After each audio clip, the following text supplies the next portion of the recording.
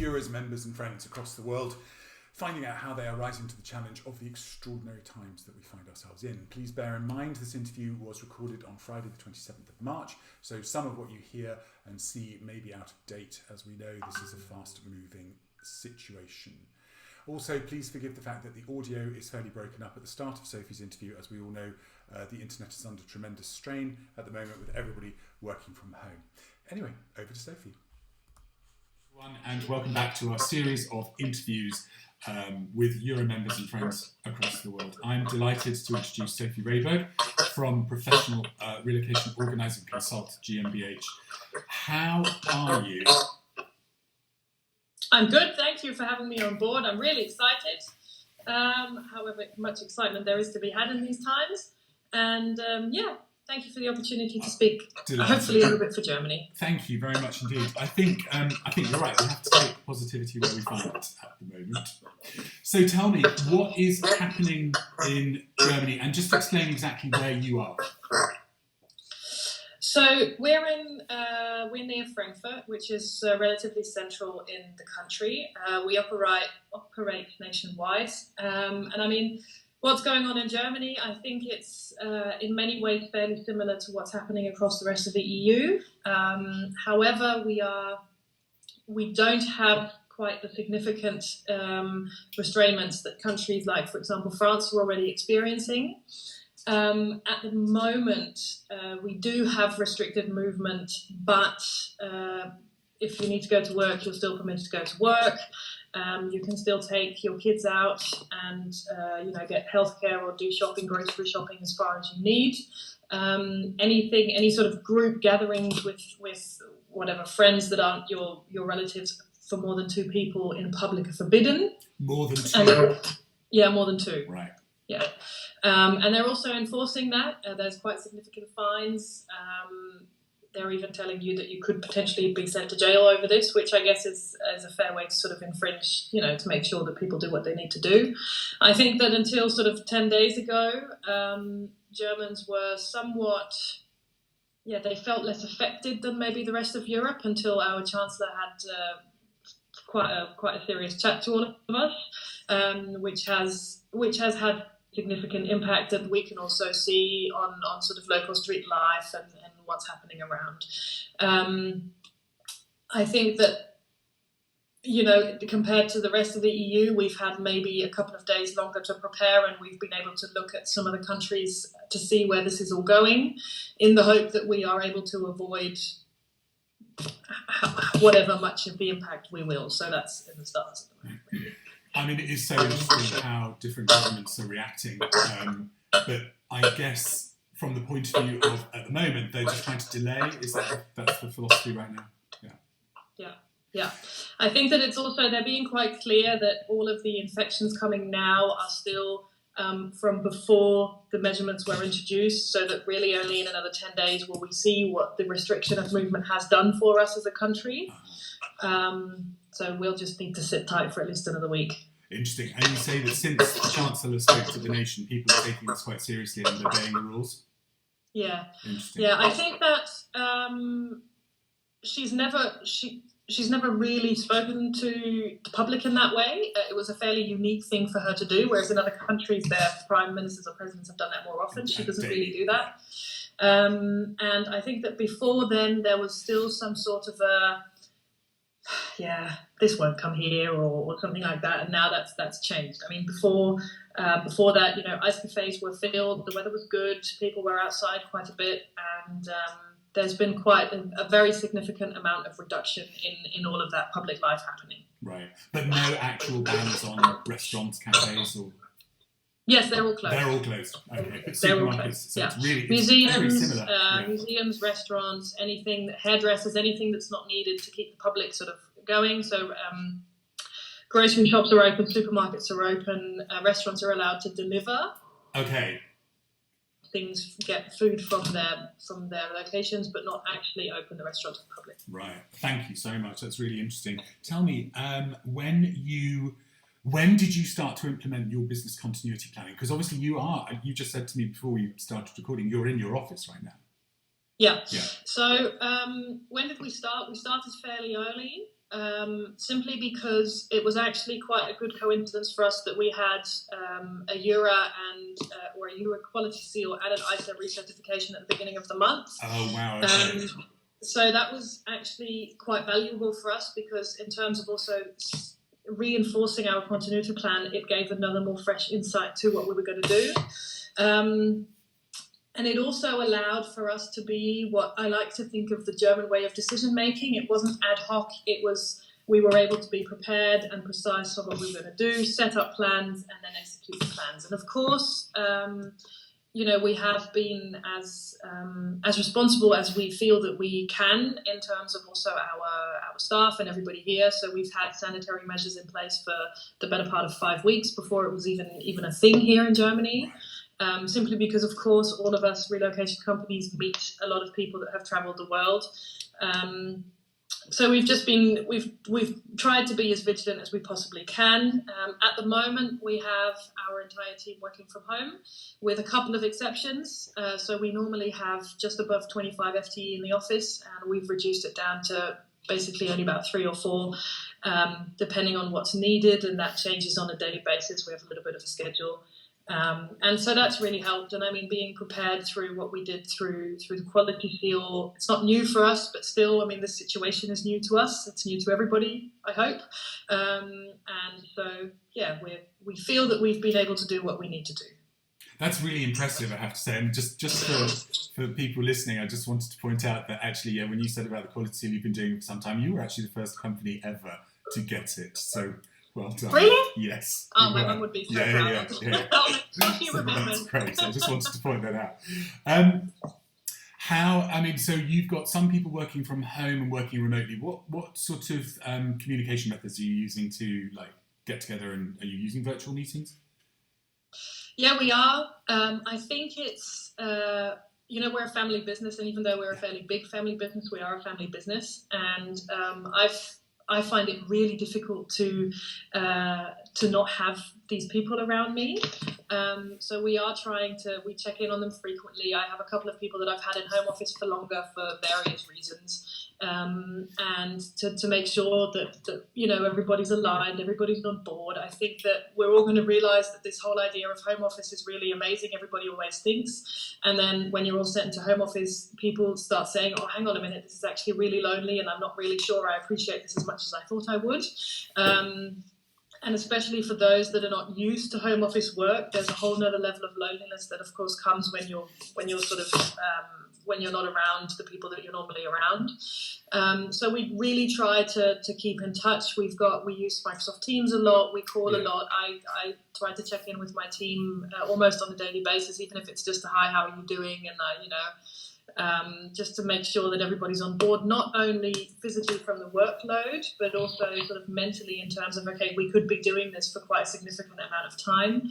And I feel that the more you glue them to you, the easier it will be when times relax again on bringing everybody back. I think that's incredibly impressive. That's a really, really interesting way of looking at this. And I mean, I think you're so right. So many people I've spoken to have said, we've all embraced this idea of home working. And it, for one of our, key team members, it's great. She lives an hour and a half away from the office, so it works really well. But that not being able to get together at all is so new and so different. And I agree with you completely. It's too difficult for most of us. So on that score, how are you and your team coping with that isolation? Are you okay? Yeah, we're okay. I think it's difficult. I think that especially for someone like me, I perceive myself a decent conveyor of news, a good or bad, and not being able to speak and to also communicate decisions for the company on whatever strategies we were going to follow in person, for me was quite hard, or is quite hard. I've made different teams and had them all incorporate a buddy so that they've got somebody to call. And I think that what's been really valuable for me during this is that we've sought contact with quite a few Euro members and or competitors, whatever you want to call them. And I actually think that that's what's going to make a massive difference for companies, is to be able to discuss things like this and to speak about, what are you going to do and how are you going to do it, and not only on country level, but also internationally on what's this doing to your business flow and how are you coping and what remote services aren't you offering. And I always try to embrace this idea that we're so much better together than we are individually. That again, I'm super impressed to hear you say that, and I'm really. It's so key. We've been in self-isolation for 2 weeks, and it's been the communication with the members, with our friends and family in the mobility industry, that's really kept that positivity going for us. How have you been staying positive in a similar sort of way? Yeah, I think you have to, and I'm not trying to be naive in my positivity, not at all. But I think that if you're looking and if you're having an outlook that's saying, okay, look, we're really not going to get through this, then there's also very little for me as an MD to direct towards my team, right? I think that we all need to make sure that in whatever way, shape or form, we're going to be able to get through this, not naively, but constructively. And it's just a matter of fact that together that's going to be a lot easier than it is individually. And, your team always they have each other and they have you, but they also have a lot about each other, but then you don't call... and a lot of people, I feel, a lot of my friends are also, if you're not an entrepreneur and if you don't lead a business, there's a very different risk associated with what's happening at the moment than if you've actually got to lead an SME. And I think that, people underestimate the advantage that we have if we communicate with each other.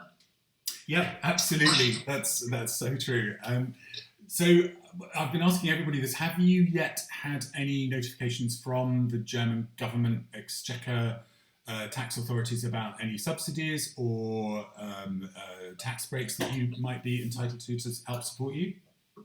Yes, we have. The German government is actually working on a massive package to assist companies across the board with whatever help they need, from sort of differences on credit facilities to whatever's needed. I think whether that's a tax relief or whether that's sort of government-funded reduced working time for employees, the German government is trying quite hard to ensure survival of all of these companies.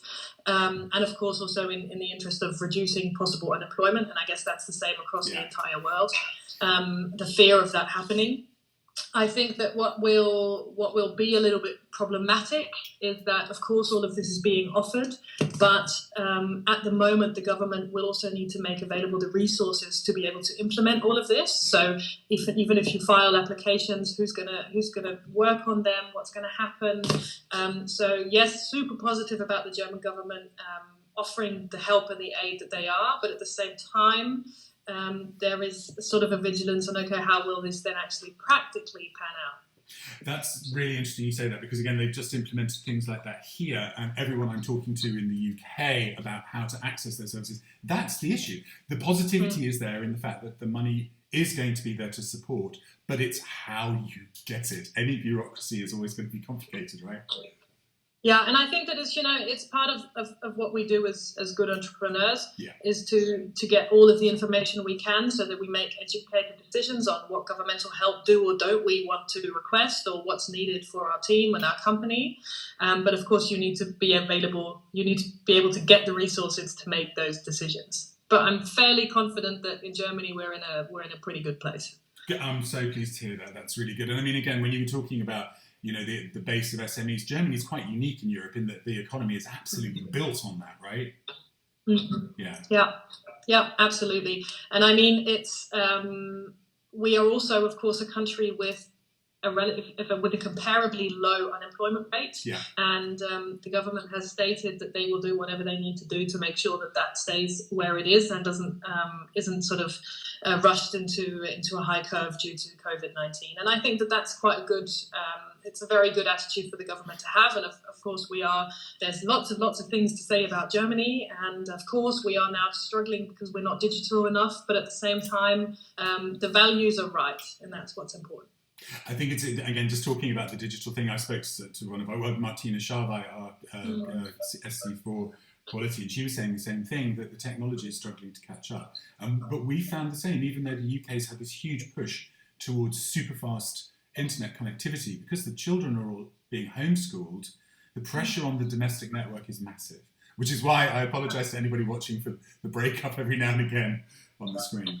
Have you been affected by that? Yeah, it's massive. Yeah. And I mean, we have these kids from German schools that are now homeschooled. Germany doesn't have across the board online platforms. So a lot of these kids, especially primary schools, they've been sent home with sort of complete moving boxes of papers that they get to fill out the next weeks. And I mean, if I've got an employee, she's got 3 kids, she's got like literally the whole paper stack of that school at home. And it's not easy for families like that. I mean, companies like us are connected and because we rely on it. But of course, on a different level, that's a whole different story. It really is. It really is. Sophie, thank you so much for taking the time to do this. It's been really, really valuable to get your insights. I'd love to talk to you again in a couple of weeks, see where we are. I want to keep these dialogues going so that we can kind of, wind. I think we had a board huddle yesterday. And by the way, for those of you who don't know, Sophie is joining the board of Europe. Yay, which is really good. So we need to bring you in on the next one. And one of the things that came out of that was, because the biggest uncertainty I think we're all going through is how long this is going to last. Mm-hmm. And so if we can keep these dialogues going over the next few weeks, I think we'll have some idea in 2 weeks' time about where we're going from now. So I'd love to talk to you again. That'd be wonderful. Sure. And I think that it's really of course, with your involvement, but if any of the members, I would really like to encourage dialogue with each other. Absolutely. We're looking at ways that we can do that, whether or not we can put like a online blogs or a massive WhatsApp group or something like that. So that would be great. It's been an absolute pleasure talking to you. Thank you so much for taking the time, and we'll catch up in another couple of weeks. Will do. Thanks, Thank you, Dom. You take care. And take care to all of you in the team. Bye-bye. Bye.